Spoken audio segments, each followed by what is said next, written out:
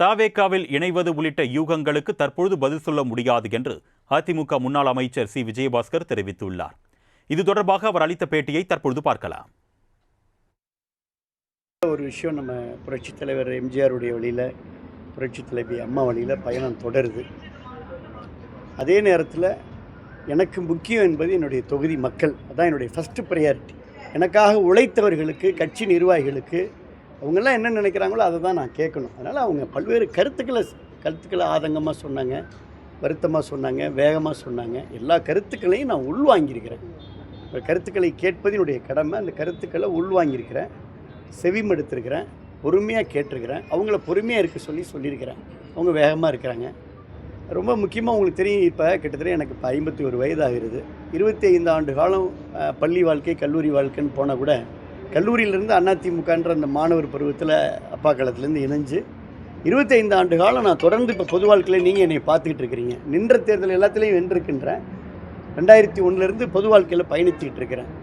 தொய்வில்லாமல் corona காலத்தில் என் உயிரை துச்சமென மதித்து இந்த தமிழக மக்களுக்காக நான் பணியாற்றுக்கிறேன். உங்களுக்கு தெரியும், நம்பிக்கை. இப்போ புதுக்கோட்டைனா மருத்துவக் கல்லூரியிலேருந்து காவிரி குண்டாறு மூலம் திட்டங்களை கொடுத்துக்கிறோம். அதனால் இப்போவும் என்னுடைய எண்ணம் மக்களுக்கு பணியாற்றணும் அப்படின்றது தான் என்னுடைய எண்ணம். மக்களுக்கு, எனக்கு முன்னாடி அந்த மக்கள் நிற்கிறாங்க. அந்த மக்களுடைய நம்பிக்கை, அவங்க என்ன முடிவோ அதான் என் முடிவு. இவ்வளோதான் என் பாயிண்ட். நான் திருப்பியும் சொல்கிறேன், இதில் அதிரடி இந்த மாதிரி வார்த்தைகள், பரபரப்பு இதெல்லாம் வேண்டாம். நான் ரொம்ப நிதானமாக இருக்கேன், நான் ரொம்ப பொறுமையாக இருக்கேன், நான் ரொம்ப அமைதியாக இருக்கேன். ஒரே பதில் தான். காலையில் நிர்வாகிகளை சந்தித்தது உண்மை. நான் எதிர்பார்க்காத அளவுக்கு நிறைய மகளிர் வந்தாங்க, நிறைய இளைஞர்கள் வந்தாங்க, நிறைய ஒன்றிய செயலர் வந்தாங்க, நகரச் செயலர் வந்தாங்க. கட்டுக்கடங்காத கூட்டம் என்பதும் உண்மை. கருத்துக்கள், அவங்க நிறைய கருத்துக்களை சொன்னார்கள் என்பது உண்மை. எல்லாத்தையும் உள்வாங்கியிருக்கிறேன், செவிமடுத்துக்கிறேன், மனதில் வச்சுக்கிறேன். என்ன மாதிரியான கருத்து நிறையா வந்தது, சொல்ல வேண்டிய தருணத்தில் உங்களுக்கு சொல்கிறேன். முன்னாள் அமைச்சர் விஜயபாஸ்கர் தனது ஆதரவாளர்களுடன் திடீரென ஆலோசனை நடத்திய சம்பவம் அதிமுக வட்டாரத்தில் பெரும் பரபரப்பை ஏற்படுத்தியுள்ளது.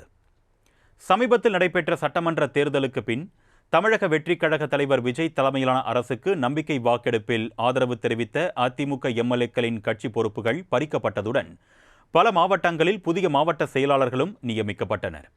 இதனைத் தொடர்ந்து எடப்பாடி பழனிசாமி அணியும் வேலுமணி அணியும் இடையே பல கட்ட பேச்சுவார்த்தைகள் நடைபெற்றன.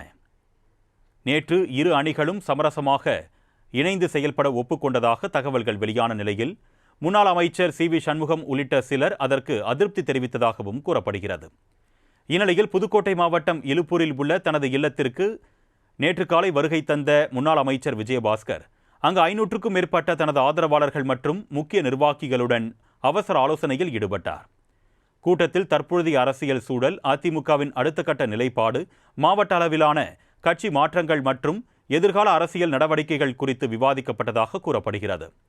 விஜயபாஸ்கரின் இந்த திடீர் ஆலோசனைக் கூட்டம் அதிமுகவில் மீண்டும் உட்கட்சி பூசல் உருவாகுமா என்ற கேள்வியையும் எழுப்பியுள்ளது.